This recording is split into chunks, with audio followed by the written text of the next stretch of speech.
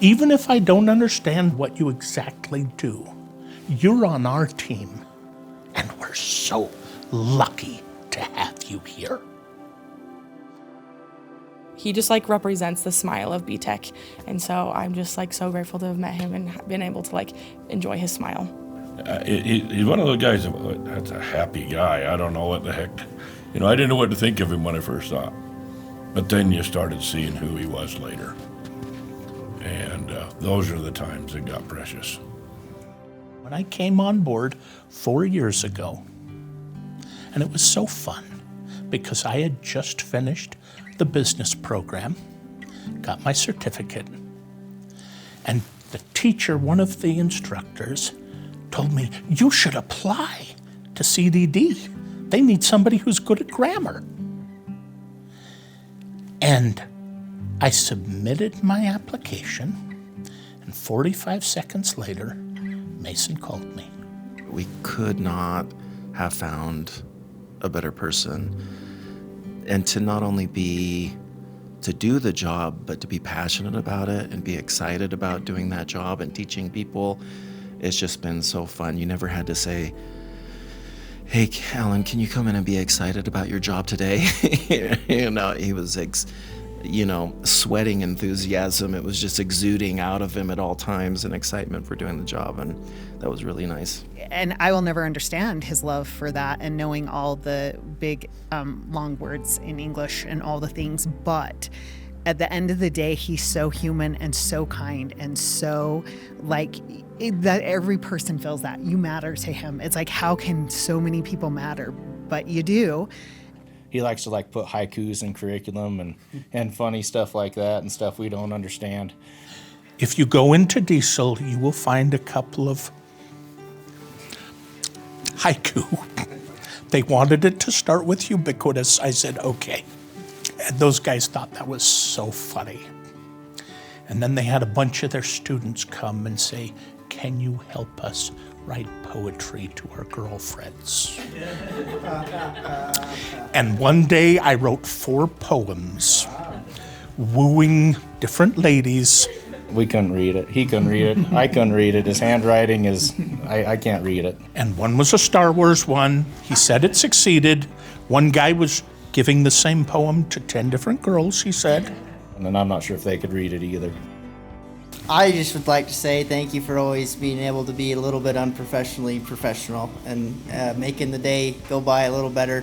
When he ultimately got a job, part-time, doing what he loves to do the most, which is correcting everybody's grammar, he was in 7th heaven because he got to pick apart all of his instructors' grammar, all of their coursework, all of their assignments, and he did it with a smile on his face and still made us feel good.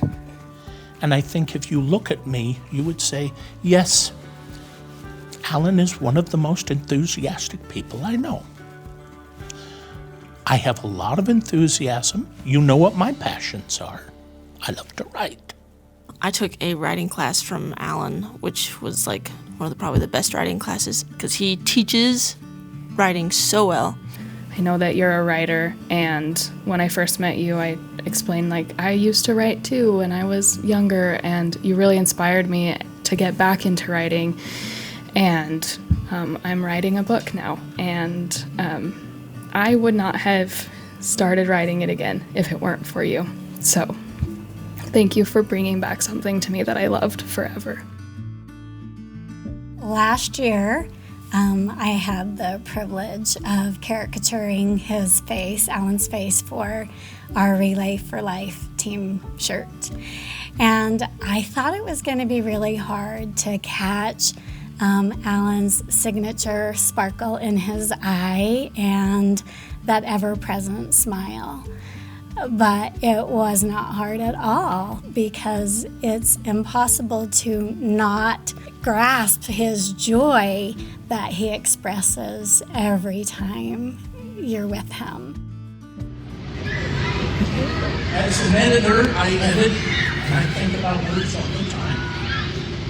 And malignant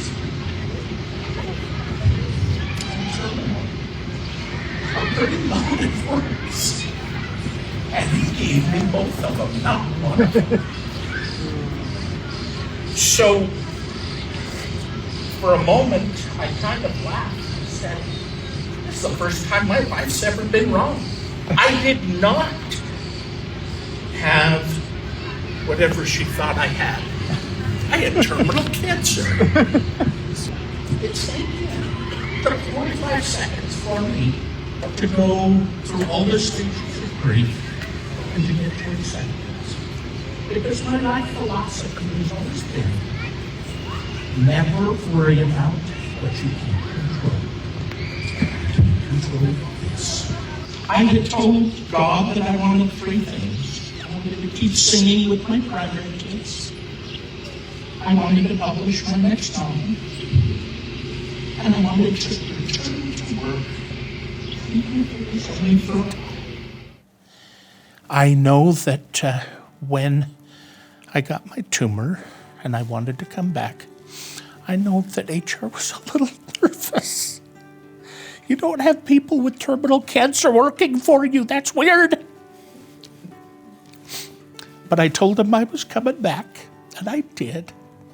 And it's been wonderful. Yeah, he has a really unique way of saying, I guess, off-the-cuff things that maybe aren't appropriate, but making them feel okay and making everybody laugh about him. Do you guys have any favorite things Alan has said? Like, Something about a rat. Rat. It was always funny. It was never a time it wasn't funny to call someone rat with Al around. And it was almost like a kid when they were gonna use like an adult swear word and then try to get like got away with something, and then there would always be like this mischievous grin after, like when he would say it. At one point, he dropped the phrase "Myriad of Wonderment," and I was like, "Oh, that is gorgeous, Alan." I also love anytime I see Alan in the hallway, he goes, "Stay strong," or if I'm leaving at the end of the day, and it's a good reminder. As rough a deal as you got handed, you were here, you were happy. I've never heard you complain about it. I couldn't do that. And you just taught me that no matter what has happened, and life is worth living. If we could all love work 10% of what this man loves, and I love that he did do what everyone said he should do. Oh, well, if I had that diagnosis, I'd quit work tomorrow. Like, what are you doing? Not Alan, no. His outlook in life is just so, it's like beautiful. You're always got a good attitude about you, and we just enjoyed serving you and seeing you when you'd come down. Every day is a joy to see you, and I am blessed to know you. Alan, thanks for your cheery attitude and just for being a positive influence, and it's been my privilege to work around you and with you. I think we all, since we've worked so close with him, are going to take little pieces of him and, for the rest of our lives. If everyone took on the example of Alan, we would kill it every day. Everyone would feel like they belong here, and with Alan leaving, we're all going to have to step up and fill in that hole. I love this job. I love working with all of you. It is a delight. It's so wonderful to be here. From the first moment when Mason gave me the chance to be on this team to now, this has been by far the best job I've ever had, and I'm so grateful for it.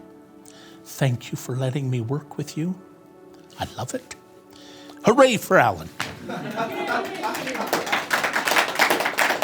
You guys are sweet.